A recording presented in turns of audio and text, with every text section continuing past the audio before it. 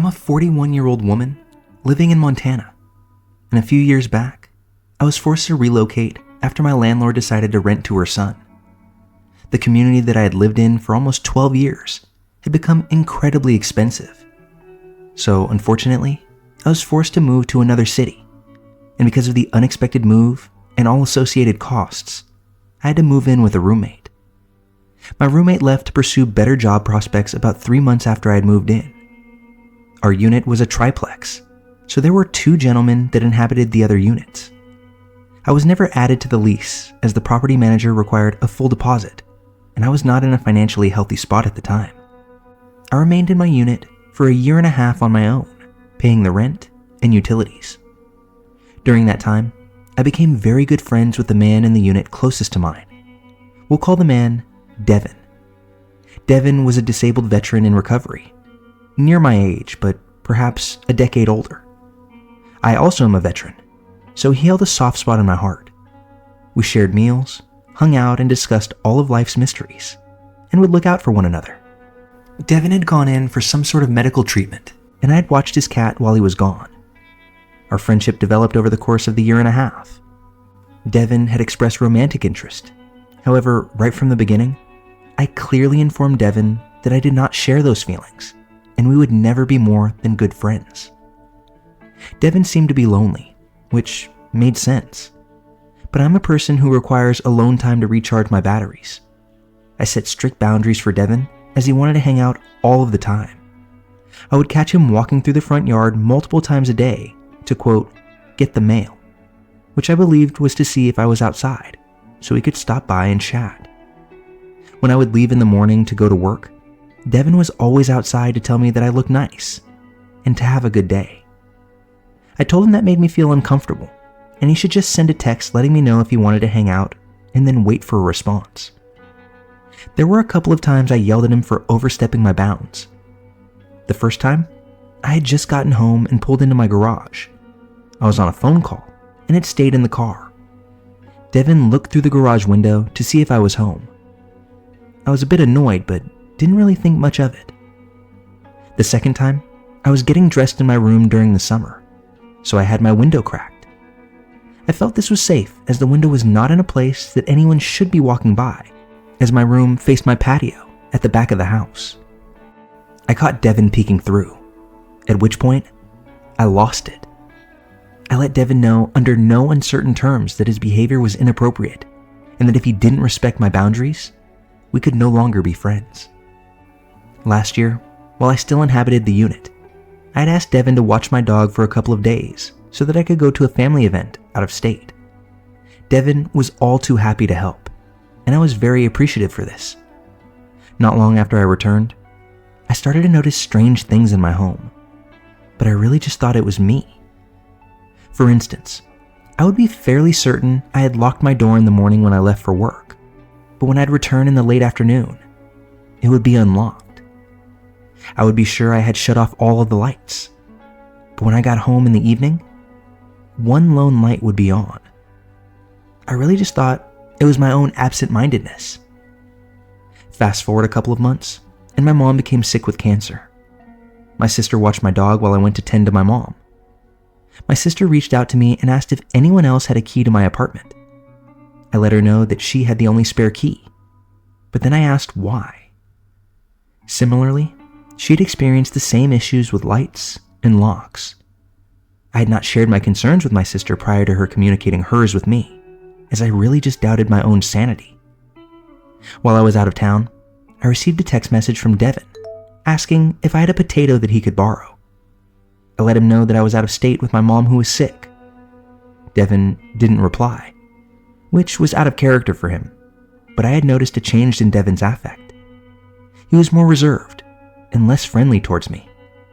I thought it probably had to do with my firm adherence to my own boundaries, which was okay by me. He didn't have to like them, just respect them. When I got back to town, one night I stayed over at my sister's house after helping her move. As mentioned above, I was struggling financially, so I would carefully budget and plan my weekly meals. The morning before my sister's move, I had placed 3 pieces of bacon into a Ziploc bag to be used later for a BLT. When I returned the following morning, much to my disbelief, there were only 2 pieces of bacon.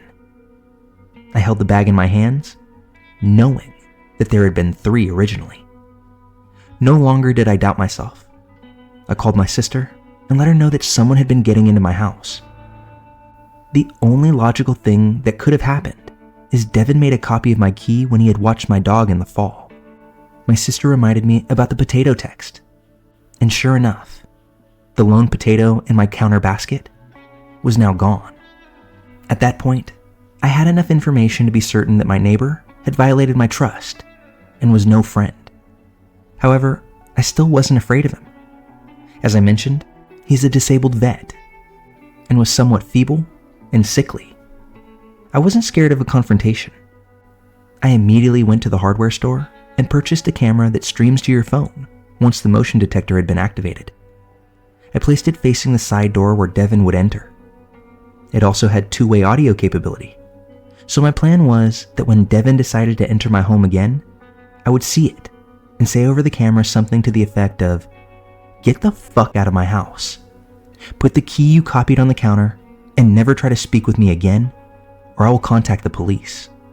As I said earlier, I wasn't on the lease and didn't want to be homeless, so I didn't feel like I could turn to the property manager for help, and Devin knew it. In the evenings, I started placing a jug of cat litter and a kitchen chair in front of the door that I knew Devin was accessing my apartment from, but I never expected he would attempt to come in while I was at home. And really, he'd only taken a piece of uncooked bacon and a potato. Laying on the couch one evening, watching TV, I thought that I had heard something sliding on the floor in the laundry room, where that door was, but I knew that there was no way he could come in while I was home.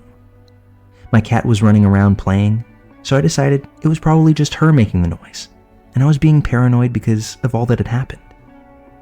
The next morning, while changing my laundry, I noticed the litter and chair had been pushed 3 to 4 inches across the floor. I checked the sensitivity of the camera and found that I was able to replicate the movement of the jug and the chair without setting off the motion detection sensor of the camera. This proved to me that Devin had tried to come in while I was at home. But why? That morning, I took bear spray into the shower with me, while my knees knocked with a bit of apprehension. I was actually terrified. I felt both vulnerable and violated. Devin knew that I now knew as well. He knew that I had placed a barrier in front of the door.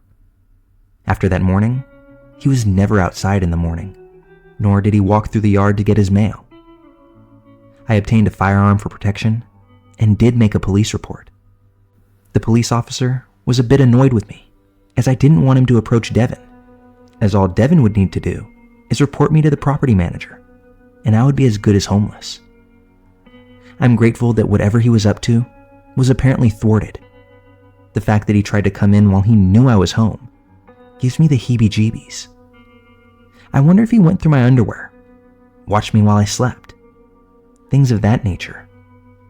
Since my situation has greatly improved, I ended up moving out shortly after to take care of my mom. I got my own place again a few months later. I will never put my trust in another neighbor for pet or house sitting again. It still absolutely blows my mind that I had some douchebag stealing from me, as well as likely stalking me. This story just solidifies one should always go with their gut. There were so many times that a red flag was screaming at me, and I just thought that I was being crazy.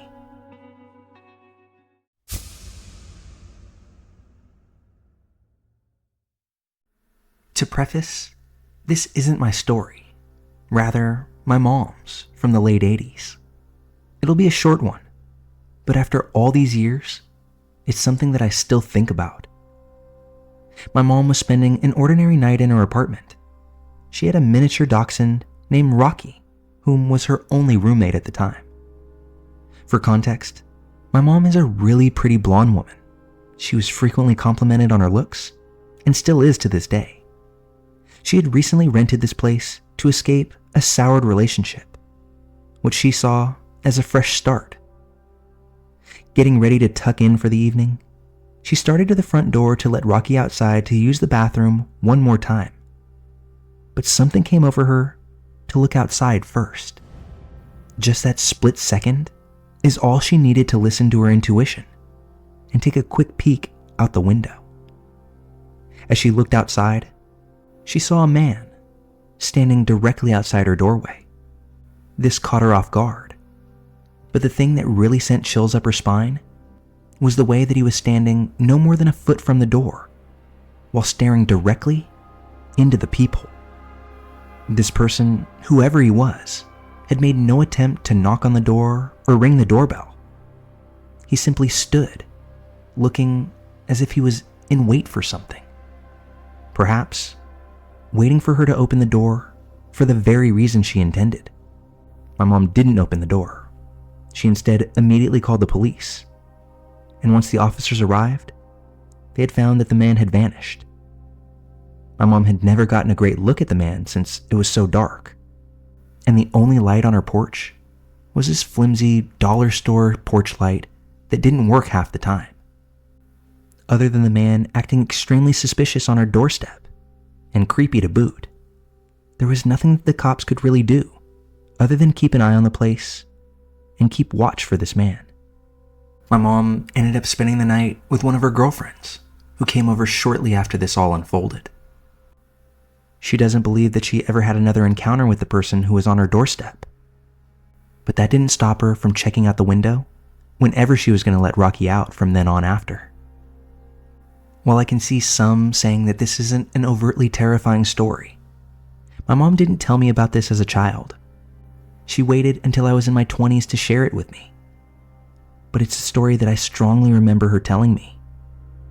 I shudder to think about what could have or would have happened if she just blindly opened that door that night. I got the sense that this person knew my mom lived alone, perhaps knew her routine, and had some sinister plan for the moment that she opened that door. Who knows? Maybe it was someone at the wrong address, or perhaps someone playing a prank that they never owned up to. I don't know. My mom has always been tough as nails. Maybe that also goes hand in hand with being smart and trusting your instincts.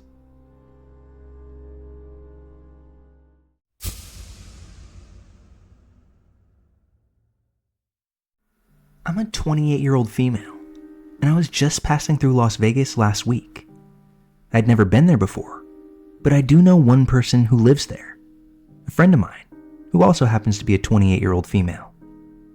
I met her through a mutual friend in New York back in 2018, and we've hung out a few times when she'd come to visit our friend, or when she'd come here for work between 2018 and 2020.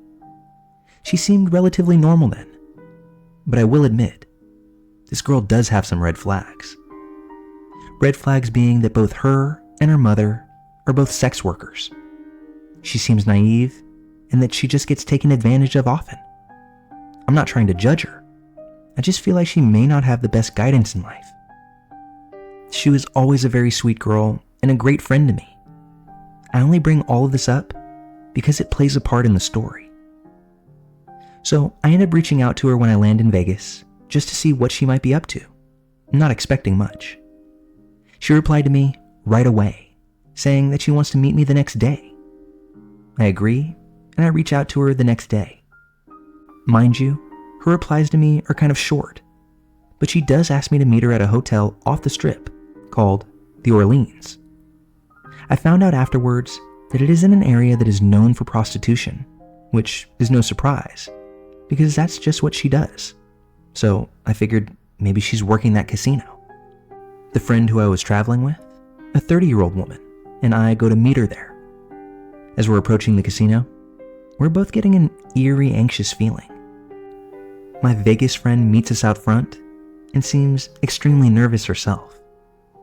She wasn't really saying much, appearing to be very anxious, as well as being standoffish towards my friend. I said, "Hey, long time no see. How are you?" Excited to see her. "Oh, not much. Just being followed by the government," she whispered to me. "What?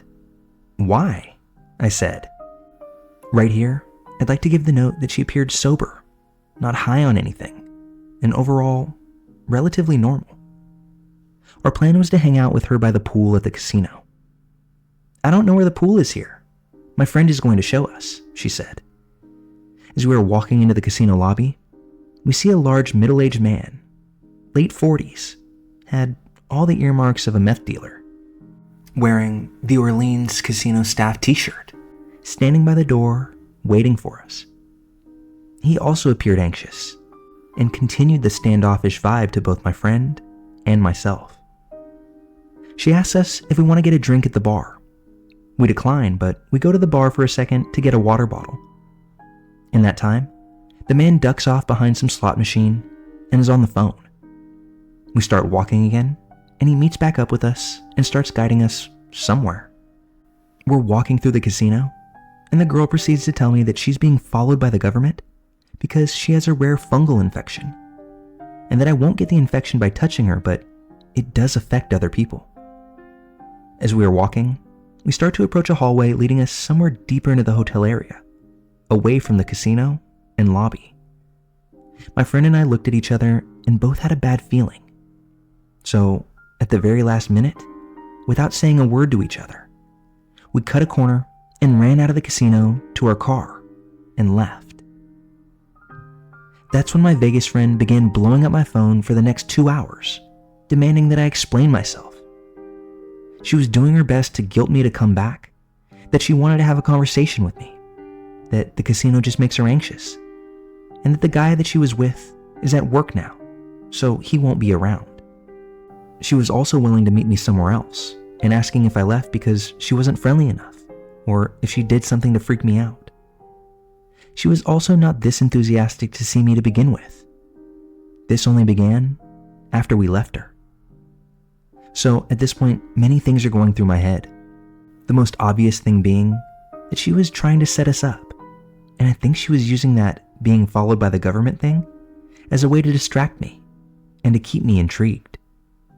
But I also think that she may also honestly believe that she has a rare fungal infection and that she's being startled and stalked by the government. So then I started researching this fungal infection of hers, and what I found was intense to say the least.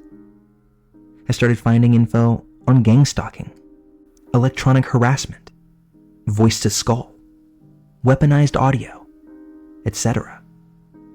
I'm not saying I believe in this stuff by any means, but this whole experience left me feeling uneasy to say the least. I also think it's very weird that so many people believe the same thing, and if it is a delusion, it's still a very common one. I'm dying to know what you guys think about this. Was I being overly paranoid about the whole situation? Or did she really have malicious plans for us?